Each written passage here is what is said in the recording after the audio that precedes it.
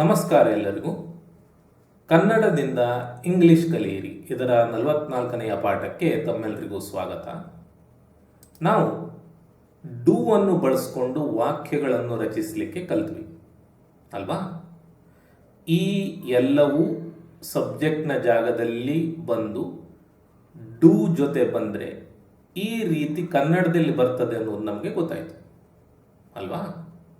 Next ನಾವು does ಅನ್ನು ಬಳಸ್ಕೊಂಡು ವಾಕ್ಯಗಳನ್ನು ರಚಿಸಲಿಕ್ಕೆ ಕಲ್ತ್ವಿ. ಈ ಎಲ್ಲವೂ ಡಸ್ ಜೊತೆ ಬಂದಾಗ ಈ ರೀತಿ ಕನ್ನಡದಲ್ಲಿ ಬರ್ತದೆ ಅಂತ ನಿಮಗೆ ಗೊತ್ತಾಯಿತು ಅಲ್ವಾ? ನೆಕ್ಸ್ಟ್ ನಾವು ಡಿಡ್ ಅನ್ನು ಬಳಸ್ಕೊಂಡು ವಾಕ್ಯಗಳನ್ನು ರಚಿಸಲಿಕ್ಕೆ ಕಲ್ತ್ವಿ.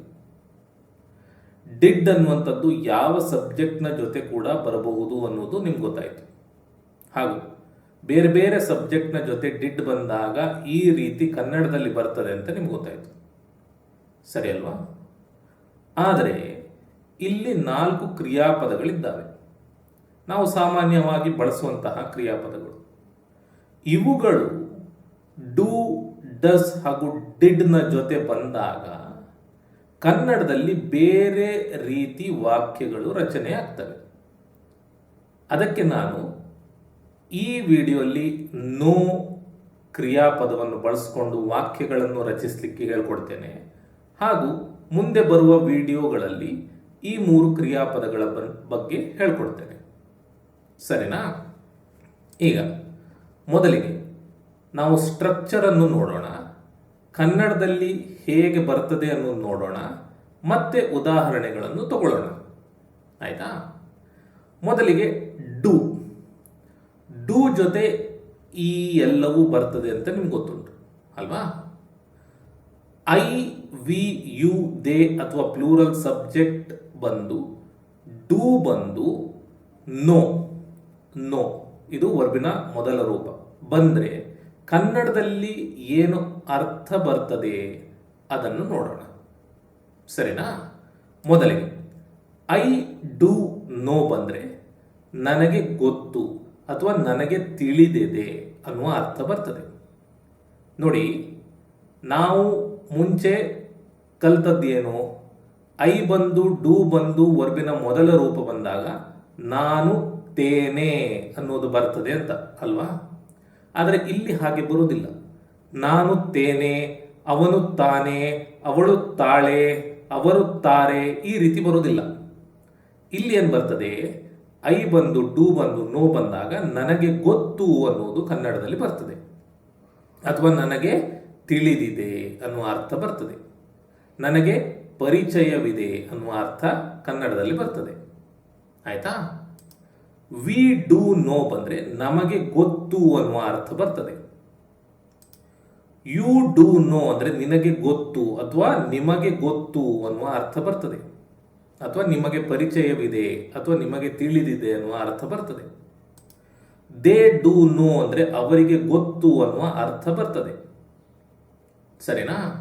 ಹಾಗಾಗಿ ನೀವು ಈ ರೀತಿ ಕನ್ನಡ ವಾಕ್ಯಗಳನ್ನು ಅನುವಾದ ಮಾಡುವಾಗ ಇದೇ ಸ್ಟ್ರಕ್ಚರ್ ಅನ್ನು ಬಳಸಬೇಕಾಗ್ತದೆ, ಆಯ್ತಾ? ಕನ್ಫ್ಯೂಸ್ ಆಗಬಾರ್ದು. Next does. ಈ ಎಲ್ಲ ಸಬ್ಜೆಕ್ಟ್ ಆಗಿ ಬಂದಾಗ ಡಸ್ ಬರ್ತದೆ ಅಂತ ನಿಮ್ಗೆ ಗೊತ್ತುಂಟು ಅಲ್ವಾ? ಇವುಗಳಲ್ಲಿ ಒಂದು ಬಂದು ಡಸ್ ಬಂದು ನೋ ಬಂದರೆ ಏನಾಗ್ತದೆ ನೋಡೋಣ. ಹಿ ಬಂದು ಡಸ್ ಬಂದು ನೋ ಬಂದರೆ ಅವನಿಗೆ ಗೊತ್ತು ಅನ್ನುವ ಅರ್ಥ ಬರ್ತದೆ.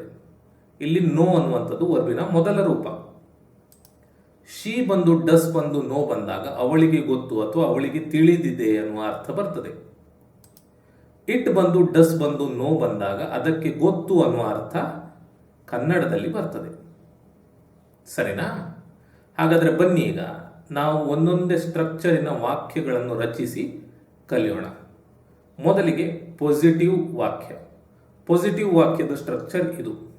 ಇವುಗಳಲ್ಲಿ ಒಂದು ಬರಬೇಕು, ಆಮೇಲೆ ಡೂ ಬರಬೇಕು, ಆಮೇಲೆ ನೋ ಬರಬೇಕು, ಆಯ್ತಾ?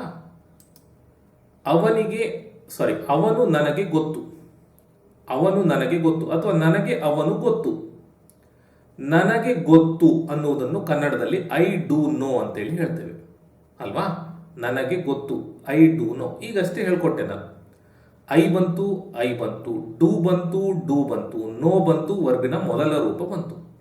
I do know. ನಾವು ಇಲ್ಲಿ ನೋ ಕ್ರಿಯಾಪದದ ಬಗ್ಗೆ ಮಾತ್ರ ಕಲಿತಾ ಇದ್ದೇವೆ, ಅದಕ್ಕೆ ನೋವನ್ನೇ ಇಲ್ಲಿ ಬರೆದ್ಬಿಟ್ಟಿದ್ದೇನೆ ನಾನು. ಆಯ್ತಾ? ಐ ಡೂ ನೋ ಅಂದರೆ ನನಗೆ ಗೊತ್ತು ಅಂತ ಅರ್ಥ. ಏನು ಗೊತ್ತು? ಅವನು, him. I do know him. ನನಗೆ ಅವನು ಗೊತ್ತು, ಅವನು ನನಗೆ ಗೊತ್ತು. ಸರಿನಾ?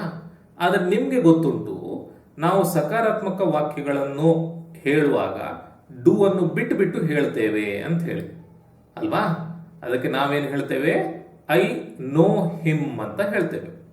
ಡೂ ಇರ್ತದೆ, ಆದರೆ ಅದನ್ನು ಹೇಳೋದಿಲ್ಲ. ಸರಿನಾ? ನೆಕ್ಸ್ಟ್, ಆ ವಾಸನೆ ಈ ನಾಯಿಗಳಿಗೆ ಗೊತ್ತು. ನೋಡಿ, ಈ ನಾಯಿಗಳಿಗೆ ಗೊತ್ತು. ಈ ನಾಯಿಗಳು ಇಲ್ಲಿ ಪ್ಲೂರಲ್ ಸಬ್ಜೆಕ್ಟ್. ಆಯ್ತಾ? ಈ ನಾಯಿಗಳು, ದೀಸ್ ಡಾಗ್ಸ್, ಗೊತ್ತು, do know. These dogs do know ಅಂದರೆ ಈ ನಾಯಿಗಳಿಗೆ ಗೊತ್ತು ಅಂತ. ಏನು? ಆ ವಾಸನೆ, ದ್ಯಾಟ್ ಸ್ಮೆಲ್. ಆಯ್ತಾ? ನಾವೇನು ಮಾಡ್ತೇವೆ? ಡೂ ಬಿಟ್ಬಿಟ್ಟು these dogs know that smell ಅಂತ ಹೇಳ್ತೇವೆ. ಸರಿನಾ? ಸೊ ಇದು ಪಾಸಿಟಿವ್ ವಾಕ್ಯದ ಸ್ಟ್ರಕ್ಚರ್. ಎಲ್ಲ ಸಬ್ಜೆಕ್ಟ್ಗಳಿಗೂ ನಾನು ಹೇಳ್ಕೊಡೋದಿಲ್ಲ, ಯಾಕಂದ್ರೆ ನಿಮಗೆ ಗೊತ್ತುಂಟು ಈ ಸ್ಟ್ರಕ್ಚರ್ ಅಲ್ವಾ? ಡೂ ಬಳಸ್ಕೊಂಡು ವಾಕ್ಯಗಳನ್ನು ರಚಿಸಲಿಕ್ಕೆ ನಿಮಗೆ ಗೊತ್ತುಂಟು. ಸರಿ ಅಲ್ವಾ? ನೆಕ್ಸ್ಟ್, ಡಸ್ ಜೊತೆ ನೋಡೋಣ. ಅವನಿಗೆ ನಾನು ಗೊತ್ತು. ಅವನಿಗೆ ನಾನು ಗೊತ್ತು. ಅವನಿಗೆ ಗೊತ್ತು, ಇದನ್ನು ಇಂಗ್ಲಿಷ್ನಲ್ಲಿ ಹಿ ಡಸ್ ನೋ ಅಂತೇಳಿ ಹೇಳ್ತೇವೆ. ಹಿ ಬಂತು, ಹಿ ಬಂತು, ಡಸ್ ಬಂತು, ಡಸ್ ಬಂತು, ನೋ ಬಂತು, ವರ್ಬಿನ ಮೊದಲ ರೂಪ ಬಂತು. ಹಿ ಡಸ್ ನೋ, ಅವನಿಗೆ ಗೊತ್ತು. ಏನು ಗೊತ್ತು? ನಾನು, ಮೀ. ಇಲ್ಲಿ ನಾನು ಅಂದರೆ ಐ ಅಂತ ಬಳಸಲಿಕ್ಕಿಲ್ಲ, ಯಾಕಂದ್ರೆ ಇದು ಆಬ್ಜೆಕ್ಟ್ನ ಜಾಗದಲ್ಲಿ ಬಂದಿದೆ. ಇದ್ರ ಬಗ್ಗೆ ಕೂಡ ನಾನು ಮುಂಚೆ ಹೇಳಿ ಆಗಿದೆ ಅಲ್ವಾ? ಹಿ ಡಸ್ ನೋ ಮೀ, ಅವನಿಗೆ ನಾನು ಗೊತ್ತು. ನಾವು ಡಸ್ ನೋ ಅನ್ನು ತೆಗೆದುಬಿಟ್ಟು ವರ್ಬಿನ ಎಸ್ ರೂಪವನ್ನು ಬಳಸ್ತೇವೆ ಅಂತ ಗೊತ್ತುಂಟು ನಿಮಗೆ ಅಲ್ವಾ? ಹಾಗಾಗಿ ನಾವೇನು ಹೇಳ್ತೇವೆ ಅಂದರೆ ಹಿ ನೋಸ್ ಮೀ ಅಂತ. ಇದರ ಬಗ್ಗೆ ಕೂಡ ನಾನು ಹೇಳಿ ಆಗಿದೆ ಅಲ್ವಾ? ಹಿ ಡಸ್ ನೋ ಮೀ ಅಂತ ಹೇಳುವ ಬದಲು ಹಿ ನೋಸ್ ಮೀ ಅಂತ ಹೇಳ್ತೇವೆ ಇಂಗ್ಲಿಷ್ನಲ್ಲಿ. ಸರಿನಾ? ನೆಕ್ಸ್ಟ್, ನನ್ನ ಸಹೋದರನಿಗೆ ಒಳ್ಳೆಯ ಹೋಟೆಲ್ಗಳು ಗೊತ್ತು. ಇಲ್ಲಿ ನನ್ನ ಸಹೋದರ ಅನ್ನುವಂಥದ್ದು ಸಿಂಗ್ಯುಲರ್ ಸಬ್ಜೆಕ್ಟ್. ನನ್ನ ಸಹೋದರನಿಗೆ ಗೊತ್ತು. My brother does know. My brother ಅಂದರೆ ನನ್ನ ಸಹೋದರ. ಮೈ ಬ್ರದರ್ ಡಸ್ ನೋ, ನನ್ನ ಸಹೋದರನಿಗೆ ಗೊತ್ತು. ಏನು? ಒಳ್ಳೆಯ ಹೋಟೆಲ್ಗಳು, ಗುಡ್ ಹೋಟೆಲ್ಸ್. ನಾವು ಡಸ್ ನೋವನ್ನು ತೆಗೆದುಬಿಟ್ಟು ನೋಸ್ ಮಾಡಿ my brother knows good hotels ಅಂತ ಹೇಳ್ತೇವೆ. ಸರಿನಾ? ನೆಕ್ಸ್ಟ್, ನಕಾರಾತ್ಮಕ ಮಾಡಲಿಕ್ಕೆ ಡೂ ನಾಟ್ ಹಾಕ್ತೇವೆ, ಡಸ್ ನಾಟ್ ಹಾಕ್ತೇವೆ ಅಷ್ಟೇ. ಅಂದ್ರೆ ನಾಟ್ ಅನ್ನು ಡೂ ಜೊತೆ ಹಾಗೂ ಡಸ್ ಜೊತೆ ಹಾಕ್ತೇವೆ. ಇದು ಕೂಡ ನಿಮ್ಗೆ ಗೊತ್ತುಂಟು ಅಲ್ವಾ? ಉದಾಹರಣೆಗಳನ್ನು ನೋಡೋಣ. ಪರಿಹಾರ ನನಗೆ ಗೊತ್ತಿಲ್ಲ. ಪರಿಹಾರ ನನಗೆ ಗೊತ್ತಿಲ್ಲ. ನನಗೆ ಗೊತ್ತಿಲ್ಲ ಇದನ್ನು ಅನುವಾದ ಮಾಡಿದಾಗ ಐ ಡು ನಾಟ್ ನೋ ಅಂತ ಆಗ್ತದೆ. ನನಗೆ ಗೊತ್ತಿಲ್ಲ, ನನಗೆ ತಿಳಿದಿಲ್ಲ, ಈ ರೀತಿ ಹೇಳುವಂಥದ್ದು. I do not know. I do not know, ನನಗೆ ಗೊತ್ತಿಲ್ಲ. ಏನು? ಪರಿಹಾರ, ದ ಸೊಲ್ಯೂಷನ್. ಆಯ್ತಾ? ನನ್ನ ಮಕ್ಕಳಿಗೆ ನಿನ್ನ ಹೆಸರು ಗೊತ್ತಿಲ್ಲ.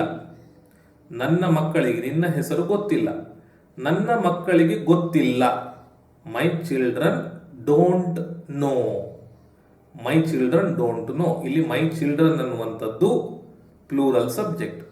ನನ್ನ ಮಕ್ಕಳಿಗೆ ಗೊತ್ತಿಲ್ಲ. My children don't know. ಏನು ಗೊತ್ತಿಲ್ಲ? ನಿನ್ನ ಹೆಸರು, ಯೋರ್ ನೇಮ್. ಆಯ್ತಾ? ಎಲ್ಲ ಕಡೆ ಗೊತ್ತಿಲ್ಲ ಇದ್ದಲ್ಲಿ ನೀವು ತಿಳಿದಿಲ್ಲ ಅನ್ನೋದು ಕೂಡ ಹಾಕಬಹುದು. ಸರಿನಾ? ಕೆಲವೊಮ್ಮೆ ಪರಿಚಯವಿಲ್ಲ ಅನ್ನೋದು ಬರ್ತದೆ. ನೆಕ್ಸ್ಟ್, ಅವಳಿಗೆ ಅವನ ಹೆಸರು ಗೊತ್ತಿಲ್ಲ. She does not know his name. ಅವಳಿಗೆ ಗೊತ್ತಿಲ್ಲ. She does not know. ಏನು ಗೊತ್ತಿಲ್ಲ? ಅವನ ಹೆಸರು, ಹಿಸ್ ನೇಮ್. ಈ ಹುಡುಗನಿಗೆ ಏನೂ ಗೊತ್ತಿಲ್ಲ. This boy does not know anything. ಇಲ್ಲಿ ಈ ಹುಡುಗ ಅನ್ನುವಂಥದ್ದು ಸಿಂಗ್ಯುಲರ್ ಸಬ್ಜೆಕ್ಟ್. ಈ ಹುಡುಗನಿಗೆ ಗೊತ್ತಿಲ್ಲ. This boy doesn't know. ಏನು ಗೊತ್ತಿಲ್ಲ? ಏನೂ ಗೊತ್ತಿಲ್ಲ. ಎನಿಥಿಂಗ್. ಈ ರೀತಿ ಆಯ್ತಾ. ನೆಕ್ಸ್ಟ್ ಪ್ರಶ್ನೆ ಮಾಡಲಿಕ್ಕೆ ಮೊದಲು ಡೂ ಬರಬೇಕು, ಆಮೇಲೆ ಇವುಗಳಲ್ಲಿ ಒಂದು ಬರಬೇಕು, ಆಮೇಲೆ ನೋ ಬರಬೇಕು, ವರ್ಬಿನ ಮೊದಲ ರೂಪ. ಡಸ್ ಬರಬೇಕು, ಇವುಗಳಲ್ಲಿ ಒಂದು ಬರಬೇಕು, ಆಮೇಲೆ ನೋ ಬರಬೇಕು, ವರ್ಬಿನ ಮೊದಲ ರೂಪ. ಗೊತ್ತುಂಟು ನಿಮಗೆ ಅಲ್ವಾ ಸ್ಟ್ರಕ್ಚರ್. ಉದಾಹರಣೆಗಳನ್ನು ನೋಡೋಣ. ನಿಮಗೆ ಇಂಗ್ಲಿಷ್ ಗೊತ್ತೇ ಅಥವಾ ನಿಮಗೆ ಇಂಗ್ಲಿಷ್ ತಿಳಿದಿದೆಯೇ? ಈ ರೀತಿ ಪ್ರಶ್ನೆ. Do you know English? Do you know English? ನಿಮಗೆ ಗೊತ್ತೇ? Do you know. ಇಲ್ಲಿ ಡೂ ಬಂತು, ಡೂ ಬಂತು, ಯು ಬಂತು, ಯು ಬಂತು, ನೋ ಬಂತು, ವರ್ಬಿನ ಮೊದಲ ರೂಪ ಬಂತು. ಡು ಯು ನೋ ಅಂದ್ರೆ ನಿಮಗೆ ಗೊತ್ತೇ. ಏನು ಗೊತ್ತೇ? ಇಂಗ್ಲಿಷ್. ಇಂಗ್ಲಿಷ್ ಆಯ್ತಾ. ನೆಕ್ಸ್ಟ್, ನಿಮ್ಮ ಹೆತ್ತವರಿಗೆ ಡ್ರೈವಿಂಗ್ ಮಾಡಲು ಗೊತ್ತೇ ಅಥವಾ ತಿಳಿದಿದೆಯೇ? ನಿಮ್ಮ ಹೆತ್ತವರಿಗೆ ಡ್ರೈವ್ ಮಾಡಲು ತಿಳಿದಿದೆಯೇ? Do your parents know how to drive? ಇಲ್ಲಿ ನಿಮ್ಮ ಹೆತ್ತವರು ಅನ್ನುವಂಥದ್ದು ಪ್ಲೂರಲ್ ಸಬ್ಜೆಕ್ಟ್ ಆಯ್ತಾ. ನಿಮ್ಮ ಹೆತ್ತವರು. ನಿಮ್ಮ ಹೆತ್ತವರಿಗೆ ಗೊತ್ತೇ ಅಥವಾ ತಿಳಿದಿದೆಯೇ?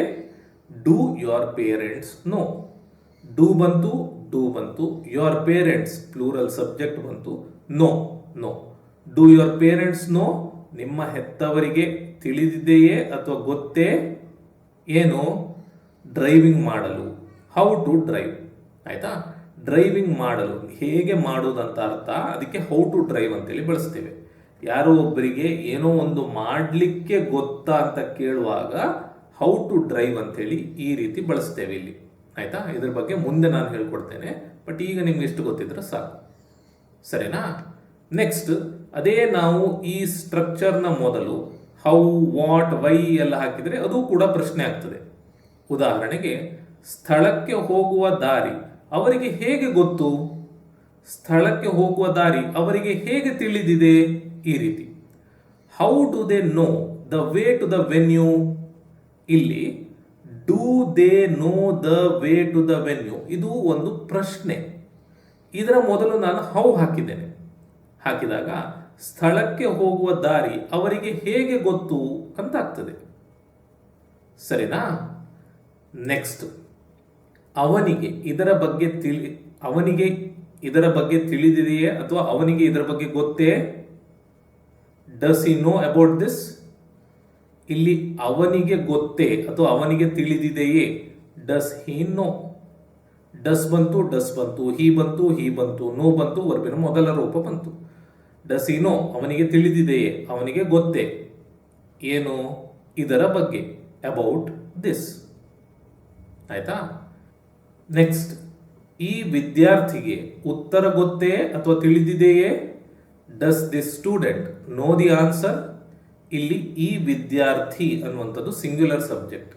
ಈ ವಿದ್ಯಾರ್ಥಿಗೆ ಗೊತ್ತೇ ಅಥವಾ ತಿಳಿದಿದೆಯೇ ಅಂತ ನಾವು ಪ್ರಶ್ನೆ ಮಾಡಲಿಕ್ಕೆ ಡಸ್ ದಿಸ್ ಸ್ಟೂಡೆಂಟ್ ನೋ ಅಂತ ಹೇಳ್ತೇವೆ. ಇಲ್ಲಿ ಡಸ್ ಬಂತು, ಡಸ್ ಬಂತು, ದಿಸ್ ಸ್ಟೂಡೆಂಟ್ ಸಿಂಗ್ಯುಲರ್ ಸಬ್ಜೆಕ್ಟ್ ಬಂತು, ಆಮೇಲೆ ನೋ ಬಂತು ಆಯ್ತಾ. ಈ ವಿದ್ಯಾರ್ಥಿಗೆ ತಿಳಿದಿದೆಯೇ? Does this student know? ಏನು? ಉತ್ತರ, ದಿ ಆನ್ಸರ್ ಆಯ್ತಾ. ಇನ್ನು ಪುನಃ ಈ ಸ್ಟ್ರಕ್ಚರ್ನ ಮೊದಲು ವಾಟ್, ವೈ, ಹೌ ಎಲ್ಲ ಹಾಕಿದರೆ ಅದು ಕೂಡ ಒಂದು ಪ್ರಶ್ನೆ ಆಗ್ತದೆ. ಉದಾಹರಣೆಗೆ, ಹೊಸ ಸಾಫ್ಟ್ವೇರ್ ಅನ್ನು ಹೇಗೆ ನಿರ್ವಹಿಸುವುದು ಎಂದು ಅವರಿಗೆ ಹೇಗೆ ಗೊತ್ತು? ಪ್ರಶ್ನೆ. How do they know how to operate the new software? ಇಲ್ಲಿ do they know how to operate the new software ಅಂದರೆ ಪ್ರಶ್ನೆ. ಅದರ ಮೊದಲು ಹೌ ಹಾಕಿದ್ದೇವೆ. ಹೌ ಅಂದರೆ ಹೇಗೆ ಅಂತೇಳಿ ಆಯ್ತಾ. ಹೊಸ ಸಾಫ್ಟ್ವೇರ್ ಅನ್ನು ಹೇಗೆ ನಿರ್ವಹಿಸುವುದು?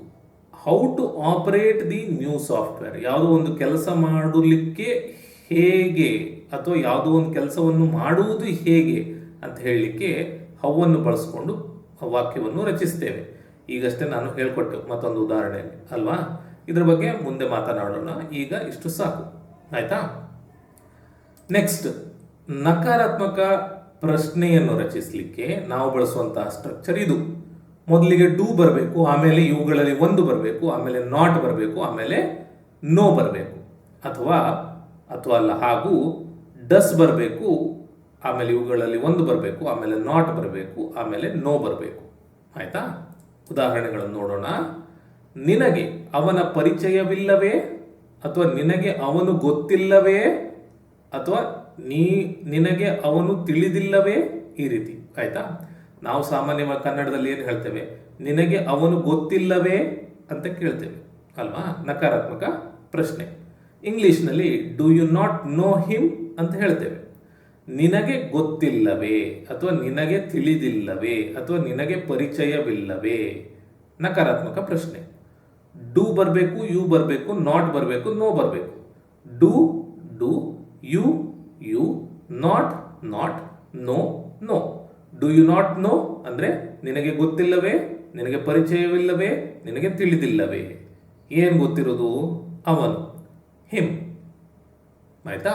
Do you not know him ಅಂದರೆ ನಿನಗೆ ಅವನ ಪರಿಚಯವಿಲ್ಲವೇ ಅಂತ. ಇಲ್ಲಿ ನಾವೇನು ಮಾಡ್ತೇವೆ? ನಾಟ್ ಅನ್ನು ಈಚೆ ತಗೊಂಡು ಬಂದು ಡೂ ಜೊತೆ ಸೇರಿಸಿ ಡೋಂಟ್ ಮಾಡ್ತೇವೆ. ಮಾಡಿ ನಾವು ಇಂಗ್ಲಿಷ್ನಲ್ಲಿ ಮಾತನಾಡುವಾಗ ಡೋಂಟ್ ಯು ನೋ ಹಿಮ್ ಅಂತ ಹೇಳ್ತೇವೆ. ಆಯ್ತಾ? ಡೋಂಟ್ ಯು ನೋ ಹಿಮ್, ಈ ರೀತಿ. ಸರಿನಾ? ನೆಕ್ಸ್ಟ್, ಈ ಕುದುರೆಗೆ ಓಡುವುದು ಗೊತ್ತಿಲ್ಲವೇ? ಇಲ್ಲಿ ಈ ಕುದುರೆ ಅನ್ನುವಂಥದ್ದು ಸಿಂಗ್ಯುಲರ್ ಸಬ್ಜೆಕ್ಟ್. ಈ ಕುದುರೆಗೆ ಗೊತ್ತಿಲ್ಲವೇ, ಅಥವಾ ಈ ಕುದುರೆಗೆ ತಿಳಿದಿಲ್ಲವೇ, ಇದನ್ನು does this horse not know ಅಂತ ಹೇಳ್ತೇವೆ. ನಾವು ಇಲ್ಲಿ ಈ ಕುದುರೆಗೆ ಪರಿಚಯವಿಲ್ಲವೇ ಅಂತ ಹೇಳಲಿಕ್ಕಾಗೋದಿಲ್ಲ. ಆಯ್ತಾ? ಅದಕ್ಕೆ ಅರ್ಥ ಬರೋದಿಲ್ಲ. ನಾವೇನು ಮಾಡ್ಬೋದು? ಈ ಕುದುರೆಗೆ ಗೊತ್ತಿಲ್ಲವೇ ಅಥವಾ ತಿಳಿದಿಲ್ಲವೇ ಅಂತಲೇ ತಗೊಳ್ಬೇಕು. ಇದನ್ನು ಇಂಗ್ಲಿಷ್ನಲ್ಲಿ does this horse not know ಅಂತ ಹೇಳ್ತೇವೆ. ಡಸ್ ಬಂತು, ಡಸ್ ಬಂತು, ದಿಸ್ ಹಾರ್ಸ್ ಬಂತು, ಸಿಂಗ್ಯುಲರ್ ಸಬ್ಜೆಕ್ಟ್ ಬಂತು, ನಾಟ್ ಬಂತು, ನಾಟ್ ಬಂತು, ನೋ ಬಂತು, ನೋ ಬಂತು. ಆಯ್ತಾ? Does this horse not know, ಈ ಕುದುರೆಗೆ ಗೊತ್ತಿಲ್ಲವೇ, ಏನು ಗೊತ್ತಿಲ್ಲ, ಹೇಗೆ ಓಡುವುದಂತ, ಹೌ ಟು ರನ್. ನಾವಿದನ್ನು doesn't this horse know how to run ಅಂತ ಹೇಳ್ತೇವೆ. ಆಯ್ತಾ? ಇನ್ನು ವೈ ನಾವು ಈ ಸ್ಟ್ರಕ್ಚರ್ನ ಮೊದಲು ಹಾಕಿದರೆ ಅದು ಒಂದು ಪ್ರಶ್ನೆ ಆಗ್ತದೆ. ಉದಾಹರಣೆಗೆ, ಹೊಸ ನೀತಿಯ ಬಗ್ಗೆ ನಿಮಗೆ ಏಕೆ ತಿಳಿದಿಲ್ಲ? ಹೊಸ ನೀತಿಯ ಬಗ್ಗೆ ನಿಮಗೆ ಏಕೆ ಗೊತ್ತಿಲ್ಲ? Why do you not know about the new policy? ಇಲ್ಲಿ do you not know about the new policy ಅಂದರೆ ನಕಾರಾತ್ಮಕ ಪ್ರಶ್ನೆ ಆಯಿತು. ಇದರ ಮೊದಲು ವೈ ಹಾಕಿದರೆ ಆಯಿತು. ಆಯ್ತಾ? ವೈ ಹಾಕಿದರೆ ಏಕೆ ಅನ್ನುವ ಅರ್ಥ ಬರ್ತದೆ. Why do you not know about the new policy? ಹೊಸ ನೀತಿಯ ಬಗ್ಗೆ ನಿಮಗೆ ಏಕೆ ತಿಳಿದಿಲ್ಲ? ಈ ರೀತಿ. ಸರಿನಾ? ನೆಕ್ಸ್ಟ್,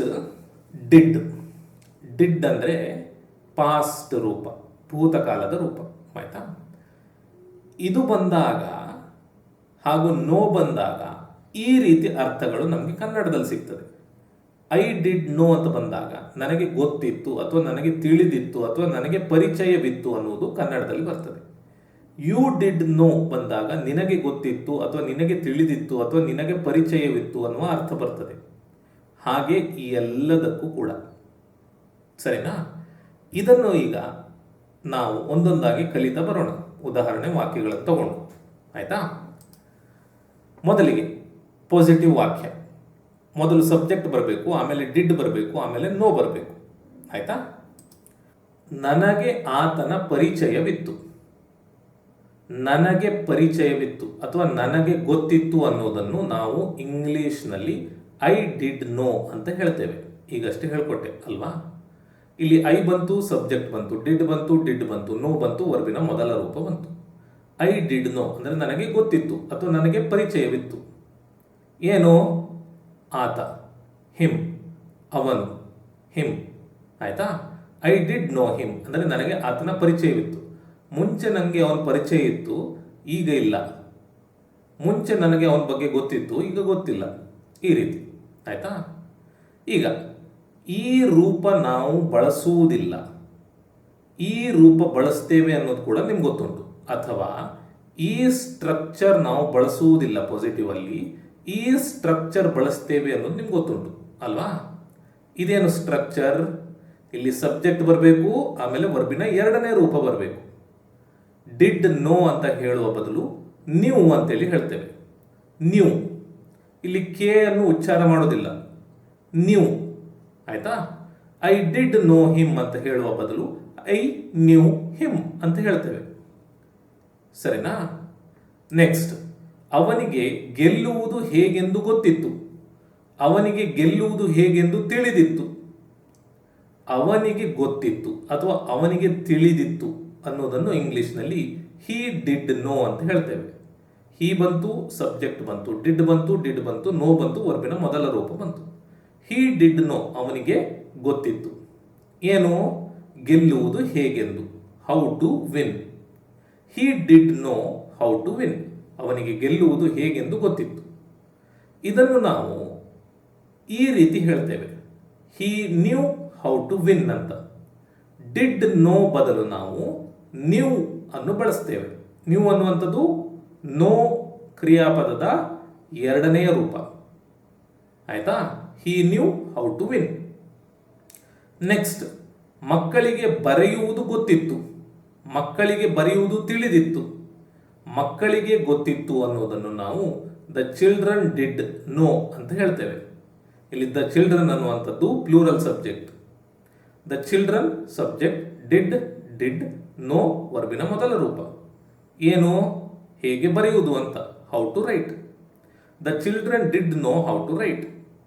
ಇದನ್ನು ನಾವು the children knew how to write ಅಂತ ಹೇಳ್ತೇವೆ. ಸರಿನಾ? ನೆಕ್ಸ್ಟ್, ನಕಾರಾತ್ಮಕ ವಾಕ್ಯಗಳನ್ನು ರಚಿಸಲಿಕ್ಕೆ ಮೊದಲು ಸಬ್ಜೆಕ್ಟ್ ಬರಬೇಕು, ಆಮೇಲೆ ಡಿಡ್ ನಾಟ್ ಬರಬೇಕು, ಆಮೇಲೆ ನೋ ಬರಬೇಕು, ವರ್ಬಿನ ಮೊದಲ ರೂಪ ಅಲ್ವಾ? ಉದಾಹರಣೆಗೆ, ನನಗೆ ಅವನು ಗೊತ್ತಿರಲಿಲ್ಲ ಅಥವಾ ನಾನು ಅವನನ್ನು ತಿಳಿದಿರಲಿಲ್ಲ. ಈ ರೀತಿ ಹೇಳೋದು ಕಮ್ಮಿ ನಾವು ಅಲ್ವಾ? ಅಥವಾ ನನಗೆ ಅವನ ಪರಿಚಯವಿರಲಿಲ್ಲ, ಈ ರೀತಿ ಹೇಳ್ತೇವೆ. ಇದನ್ನು ನಾವು ಇಂಗ್ಲಿಷ್ನಲ್ಲಿ I did not know him ಅಂತ ಹೇಳ್ತೇವೆ. ನನಗೆ ಗೊತ್ತಿರಲಿಲ್ಲ, I did not know. I ಬಂತು, ಸಬ್ಜೆಕ್ಟ್ ಬಂತು, ಡಿಡ್ ನಾಟ್ ಬಂತು, ನೋ ಬಂತು, ವರ್ಬಿನ ಮೊದಲ ರೂಪ ಬಂತು. ಐ ಡಿಡ್ ನಾಟ್ ನೋ, ನನಗೆ ಗೊತ್ತಿರಲಿಲ್ಲ, ನನಗೆ ತಿಳಿದಿರಲಿಲ್ಲ, ನನಗೆ ಪರಿಚಯವಿರಲಿಲ್ಲ. ಏನು? ಅವನು, ಹಿಮ್, ಈ ರೀತಿ. ಆಯ್ತಾ? ನೆಕ್ಸ್ಟ್, ಅವರು ನಿಮ್ಮ ಬಗ್ಗೆ ತಿಳಿದಿರಲಿಲ್ಲ ಅಥವಾ ಅವರಿಗೆ ನಿಮ್ಮ ಬಗ್ಗೆ ಗೊತ್ತಿರಲಿಲ್ಲ. ಅವರು ತಿಳಿದಿರಲಿಲ್ಲ, ದೇ ಡಿಡ್ ನಾಟ್ ನೋ. ಏನು? ನಿಮ್ಮ ಬಗ್ಗೆ, ಅಬೌಟ್ ಯು. ಅವಳಿಗೆ ಈ ಜಾಗ ಗೊತ್ತಿರಲಿಲ್ಲ. ಅವಳಿಗೆ ಈ ಜಾಗ ಗೊತ್ತಿರಲಿಲ್ಲ, she did not know this place. ಅವಳಿಗೆ ಗೊತ್ತಿರಲಿಲ್ಲ, ಶಿ ಡಿಡ್ ನಾಟ್ ನೋ. ಏನು? ಈ ಜಾಗ, ದಿಸ್ ಪ್ಲೇಸ್. ಆಯ್ತಾ? ನೆಕ್ಸ್ಟ್, ಪ್ರಶ್ನೆ ಮಾಡಲಿಕ್ಕೆ ಮೊದಲು ಡಿಡ್ ಬರಬೇಕು, ಆಮೇಲೆ ಸಬ್ಜೆಕ್ಟ್ ಬರಬೇಕು, ಆಮೇಲೆ ನೋ ಬರಬೇಕು. ಉದಾಹರಣೆಗೆ, ಹೊಸ ಚಿತ್ರದ ಬಗ್ಗೆ ನಿಮಗೆ ಗೊತ್ತಿತ್ತಾ? Did you know about the new movie? ಇಲ್ಲಿ ಹೊಸ ಚಿತ್ರದ ಬಗ್ಗೆ ನಿಮಗೆ ಗೊತ್ತಿತ್ತಾ ಅಂತ ಉಂಟು. ನಿಮಗೆ ಗೊತ್ತಿತ್ತಾ ಅನ್ನೋದನ್ನು ಮೊದಲು ಅನುವಾದ ಮಾಡಬೇಕು. ನಿಮಗೆ ಗೊತ್ತಿತ್ತಾ, ಡಿಡ್ ಯು ನೋ. ನಿಮಗೆ ತಿಳಿದಿತ್ತಾ, ಡಿಡ್ ಯು ನೋ. ಏನು? ಹೊಸ ಚಿತ್ರದ ಬಗ್ಗೆ, ಅಬೌಟ್ ದ ನ್ಯೂ ಮೂವಿ. ಹೊಸ ಚಿತ್ರ, ದ ನ್ಯೂ ಮೂವಿ, ಬಗ್ಗೆ ಬಂದಿದೆ, ಅಬೌಟ್ ಹಾಕಬೇಕು. Did you know about the new movie? ನಿಮಗೆ ಹೊಸ ಚಿತ್ರದ ಬಗ್ಗೆ ಗೊತ್ತಿತ್ತಾ? ಪ್ರಶ್ನೆ. ನೆಕ್ಸ್ಟ್, ಪರೀಕ್ಷೆಯ ಬಗ್ಗೆ ವಿದ್ಯಾರ್ಥಿಗಳಿಗೆ ಗೊತ್ತಿತ್ತಾ? ಪರೀಕ್ಷೆಯ ಬಗ್ಗೆ ವಿದ್ಯಾರ್ಥಿಗಳಿಗೆ ತಿಳಿದಿತ್ತಾ? Did the students know about the exam? ಇಲ್ಲಿ ವಿದ್ಯಾರ್ಥಿಗಳಿಗೆ ಗೊತ್ತಿತ್ತಾ ಅನ್ನೋದನ್ನು ಡಿಡ್ ದ ಸ್ಟೂಡೆಂಟ್ಸ್ ನೋ ಅಂತ ಅನುವಾದ ಮಾಡಬೇಕು. ಆಮೇಲೇನು? ಪರೀಕ್ಷೆಯ ಬಗ್ಗೆ, ಅಬೌಟ್ ದಿ ಎಕ್ಸಾಮ್. ಆಯ್ತಾ? ನೆಕ್ಸ್ಟ್, ಇಲ್ಲಿ ಹೌ ಹಾಕಿದ್ದೇನೆ. ಆಯ್ತಾ? ಈ ವಿಷಯ ಪೊಲೀಸರಿಗೆ ಹೇಗೆ ಗೊತ್ತಿತ್ತು? How did the police know about this? ಇಲ್ಲಿ did the police know about this ಅನ್ನುವಂಥದ್ದು ಪ್ರಶ್ನೆಯ ಸ್ಟ್ರಕ್ಚರ್. ಅದರ ಮೊದಲು ಹೌ ಹಾಕಿದ್ದೇನೆ. ಹೌ ಅಂದರೆ ಹೇಗೆ ಅಂತ ಆಗ್ತದೆ. ಈ ವಿಷಯ ಪೊಲೀಸರಿಗೆ ಹೇಗೆ ಗೊತ್ತಿತ್ತು? How did the police know about this? ಆಯ್ತಾ? ನೆಕ್ಸ್ಟ್ ನಕಾರಾತ್ಮಕ ಪ್ರಶ್ನೆ ಮಾಡಲಿಕ್ಕೆ ಮೊದಲು ಡಿಡ್ ಬರಬೇಕು, ಆಮೇಲೆ ಸಬ್ಜೆಕ್ಟ್ ಬರಬೇಕು, ಆಮೇಲೆ ನಾಟ್ ಬರಬೇಕು, ಆಮೇಲೆ ನೋ ಬರಬೇಕು. ನೋ ಅನ್ನುವಂಥದ್ದು ವರ್ಬಿನ ಮೊದಲ ರೂಪ. ಆಯ್ತಾ? ಪ್ರಶ್ನೆಗೆ ಉತ್ತರ ಅವಳಿಗೆ ಗೊತ್ತಿರಲಿಲ್ಲವೇ, ಅವಳಿಗೆ ಗೊತ್ತಿರಲಿಲ್ಲವೇ, ನಕಾರಾತ್ಮಕ ಪ್ರಶ್ನೆ. ಇದನ್ನು ಮೊದಲಿಗೆ ಇಂಗ್ಲಿಷಿಗೆ ಅನುವಾದ ಮಾಡಿದಾಗ ಡಿಡ್ ಶಿ ನಾಟ್ ನೋ ಅಂತ ಆಗ್ತದೆ. ಡಿಡ್ ಬಂತು, ಡಿಡ್ ಬಂತು, ಶಿ ಬಂತು, ಸಬ್ಜೆಕ್ಟ್ ಬಂತು, ನಾಟ್ ಬಂತು, ನಾಟ್ ಬಂತು, ನೋ ಬಂತು, ವರ್ಬಿನ ಮೊದಲ ರೂಪ ಬಂತು. ಡಿಡ್ ಶಿ ನಾಟ್ ನೋ ಅಂದ್ರೆ ಅವಳಿಗೆ ಗೊತ್ತಿರಲಿಲ್ಲವೇ ಏನು, ಪ್ರಶ್ನೆಗೆ ಉತ್ತರ, the answer to the question. ಉತ್ತರಕ್ಕೆ ದಿ ಆನ್ಸರ್ ಅಂತ ಹೇಳ್ತೇವೆ, ಪ್ರಶ್ನೆಗೆ to the question. Did she not know the answer to the question, ಈ ರೀತಿ. ಆಯ್ತಾ? ನೆಕ್ಸ್ಟ್, ಸಭೆಯ ಬಗ್ಗೆ ನಿಮಗೆ ಗೊತ್ತಿರಲಿಲ್ಲವೇ, ನಿಮಗೆ ಗೊತ್ತಿರಲಿಲ್ಲವೇ, ಇದು ನಕಾರಾತ್ಮಕ ಪ್ರಶ್ನೆ. ಡಿಡ್ ಯು ನಾಟ್ ಅಂತ ಇದನ್ನ ನಾವು ಡಿಡ್ಂಟ್ ಮಾಡ್ತೇವೆ. ಅಂದ್ರೆ ಇಲ್ಲಿ ಡಿಡ್ ಶಿ ನಾಟ್ ಉಂಟಲ್ಲ, ನಾಟ್ ಅನ್ನು ಈಚೆಗೆ ತಂದು ಡಿಡ್ಗೆ ಸೇರಿಸಿ ಡಿಡ್ ನಾಟ್ ಅಂತ ಮಾಡ್ತೇವೆ. Did not. ಆಯ್ತಾ? ಅದನ್ನು ಇಲ್ಲಿ ಮಾಡಿದ್ದೇನೆ ಅಷ್ಟೇ. ಡಿಡಂಟ್ ಅಥವಾ ಡಿಂಟ್ ಇಲ್ಲಾಗಿದೆ. ಡಿಂಟ್ ಯು ನೋ ಅಂದ್ರೆ ನಿಮಗೆ ಗೊತ್ತಿರಲಿಲ್ಲವೇ ಅಂತ. ಡಿಂಟ್ ಯು ನೋ ನಿಮಗೆ ಗೊತ್ತಿರಲಿಲ್ಲವೇ ಏನು, ಸಭೆಯ ಬಗ್ಗೆ, ಅಬೌಟ್ ದಿ ಮೀಟಿಂಗ್. ಆಯ್ತಾ? ನೆಕ್ಸ್ಟ್ ಇಲ್ಲಿ ವೈ ಹಾಕಿದ್ದೇನೆ. ಅವರಿಗೆ ದಾಖಲೆಯ ಮಹತ್ವ ಏಕೆ ತಿಳಿದಿರಲಿಲ್ಲ ಅಥವಾ ಗೊತ್ತಿರಲಿಲ್ಲ. Why did he not know the importance of the document. ಇಲ್ಲಿ ವೈ ಬಿಟ್ಬಿಟ್ರೆ ಇದೊಂದು ನಕಾರಾತ್ಮಕ ಪ್ರಶ್ನೆಯ ಸ್ಟ್ರಕ್ಚರ್. ಆಯ್ತಾ? ವೈ ಹಾಕಿದಾಗ ಏಕೆ ಅಂತ ಆಯ್ತು. ವೈ ಅಂದ್ರೆ ಏಕೆ. Did he not know the importance of the document, ದಾಖಲೆಯ ಮಹತ್ವ, importance of the document. Why did he not know the importance of the document, ಅವರಿಗೆ ದಾಖಲೆಯ ಮಹತ್ವ ಏಕೆ ಗೊತ್ತಿರಲಿಲ್ಲ, ಈ ರೀತಿ. ಸರಿನಾ? ಸೊ ಇದು ನೋ ಕ್ರಿಯಾಪದದ ಸ್ಟ್ರಕ್ಚರ್ ಕನ್ನಡದಲ್ಲಿ. ಆಯ್ತಾ? ಮುಂಚೆ ಏನು ಕಲ್ತಿದ್ವಿ ಆ ರೀತಿ ಬರುವುದಿಲ್ಲ. ಇಲ್ಲಿ ನನಗೆ ಗೊತ್ತಿತ್ತು, ನಮಗೆ ಗೊತ್ತಿತ್ತು, ಈ ರೀತಿ ಬರ್ತದೆ. ಸೊ ನಿಮ್ಗೆ ಅರ್ಥ ಆಗಿದೆ ಅಂತ ತಿಳ್ಕೊಂಡಿದ್ದೇನೆ. ತಿಳ್ಕೊಂಡು ಈ ಎಕ್ಸಸೈಸ್ ನಿಮ್ಗೆ ಕೊಡ್ತಾ ಇದ್ದೇನೆ. ಸೊ ವಿಡಿಯೋ ಪಾಸ್ ಮಾಡಿ ಈ ಎಲ್ಲ ವಾಕ್ಯಗಳನ್ನು ಇಂಗ್ಲಿಷಿಗೆ ಅನುವಾದ ಮಾಡಿ ಕಮೆಂಟ್ ಬಾಕ್ಸ್ನಲ್ಲಿ ಹಾಕಿ. ಆಯ್ತಾ? ಇನ್ನೊಂದು 5 ಸೆಕೆಂಡ್ನಲ್ಲಿ ನಾನು ನಿಮಗೆ ಉತ್ತರಗಳನ್ನು ಇಲ್ಲೇ ತೋರಿಸ್ತೇನೆ. ಸೊ ಈ ಎಲ್ಲ ವಾಕ್ಯಗಳು ಈಗಷ್ಟೇ ನಾನು ತೋರಿಸಿದಂತಹ ಪ್ರಶ್ನೆಗಳಿಗೆ ಉತ್ತರಗಳು. ನಿಮ್ದು ಎಷ್ಟು ಸರಿಯಾಗಿದೆ ಅಂತ ನೀವು ಚೆಕ್ ಮಾಡಿ, ಹಾಗೂ ಎಲ್ಲಿ ತಪ್ಪು ಮಾಡಿದ್ದೀರಿ ಅನ್ನೋದು ಕೂಡ ನೋಡಿ ತಿದ್ದುಕೊಳ್ಳಿ. ಆಯ್ತಾ?